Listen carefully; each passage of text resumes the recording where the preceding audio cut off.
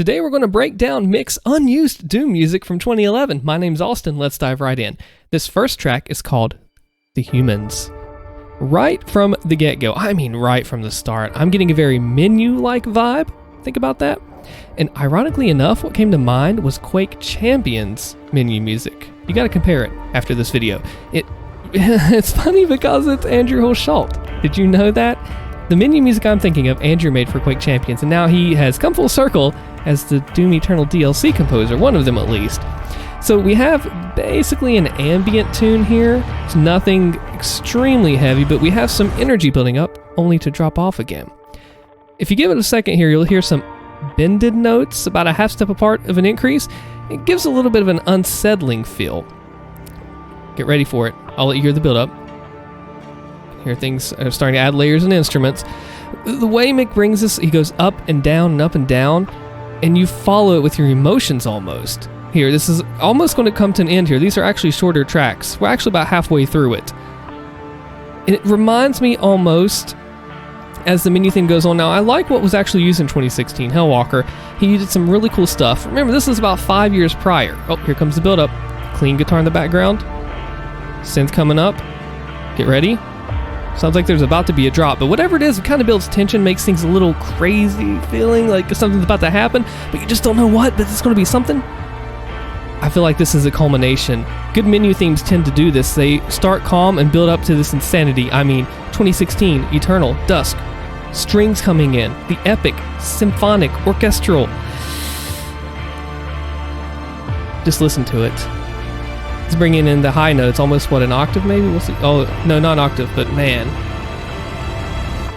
And then it dies down again. Just with the lightly distorted. Ooh. Listen. You hear the bendiness? That's a Mick sound and tone right there, through and through. I believe that is so much. And then it ends. Track number 2 is really sweet. I think you're going to like it. It reminds me of something. I can't tell you. Well, we'll see in a minute. Number 2, The Resistance. Ominous beginnings.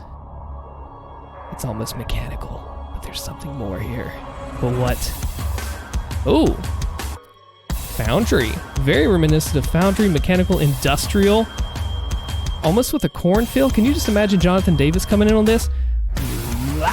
Where he does it, I think. You know what I'm talking about, don't you? If you haven't, you need to listen to it. It's crazy. I'm not even going to try to make fun of it. Not make fun of it, go after it. Ooh. Yeah, that's definitely heavy because this really brings to mind Cultist bass. Yeah, I'm not kidding. Cultist bass. If you think I'm crazy, listen just a little bit deeper. You're going to hear it too. Get ready for it. It's like trailer music almost. This isn't Korn anymore.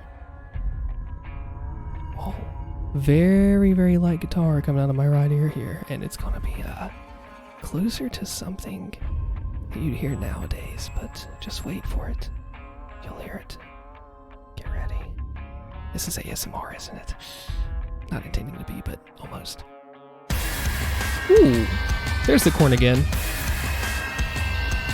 The wailing, descending, high-pitched noises definitely give off some kind of tension and uneasiness, but then it drops again.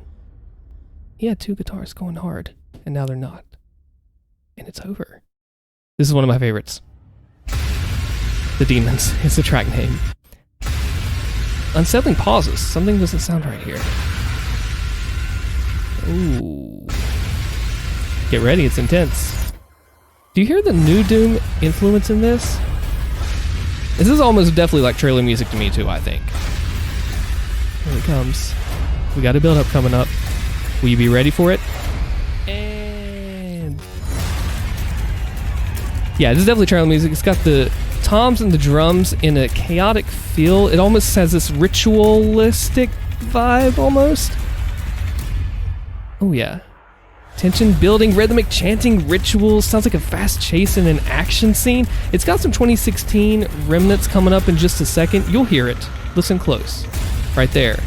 The wailing, screaming sound in the background. Yeah. Here it comes, the build up. Where's it going to drop? Right there.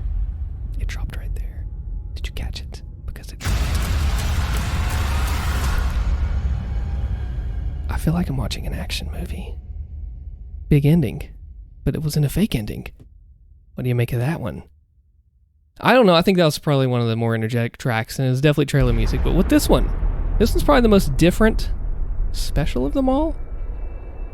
I want to know what you think this reminds you of. And if you like this, be sure to subscribe to the channel because I'm going to do more cool stuff like this. Ooh, this is called The Daughter. Could it be after Olivia? I highly doubt it at this point, but one can guess, right? Well, this is an ambient droning type of sound, and this would mean she's a daughter of the bad side, the demon side, doesn't it? Picture this. Hopelessness, abandonment. We're in a wasteland. Maybe it's a rainy town of sorts, but something's amiss here. It's just not right. Can't quite put my finger on it, but I know something's wrong here. We've come in through the gates of the town, and I feel like that a lot of the townspeople are missing, and I just don't know why. That's the vibe I'm getting. The shopkeepers and the shops are all abandoned and boarded up. You see the rain off of the windowsills, and you feel like this town has seen a lot better days. They've seen people that have come and gone and lived here and made lives and families, but now what? Why are they abandoned? What caused this to be the case in this town or on this wasteland? It's got the sound of something that once was but is no more, but it just doesn't quite fit. And I can't tell why. Something had happened. Very introspective, very, very resolved at the end. We get those answers at the end of the song because the note, if you pay attention, the notes end on a resolution musically. So you're not left wondering what is to come. Either way, man, it's nice to hear the evolution of where Mick started and where he ended up.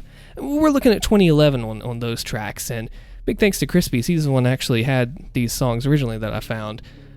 Do I like the old or the new better? I think the new is more refined. 2016 and Eternal. You can tell it's more practiced, more polished, even though this is fully mixed mastered. Could have been usable. The tone that Doom 4 was going for, Call of DOOMy as people call it, was a little bit different than what this is. Absolutely. I like the new, I say. If this was in the current Doom, it wouldn't be too bad. It really wouldn't be too bad. But I still think the way that he incorporated more instruments, more synths, I hear the influence in this of the new Doom, but it's not quite fully in yet. It's not quite fully shown to its potential, I guess. I'm trying to figure out how to say this, but I don't know. It's neat to hear what could have been, cutting room floor kind of stuff. You know what I mean? I don't know. My name's Allstin. Thank you so much for watching. I want to give a huge shout out to my channel members and Nightmare Tier Jaden. Thank you so much. Subscribe to the channel and check out my other videos. I'll be doing more stuff like this. Thank you for watching, and I'll see you in the next one.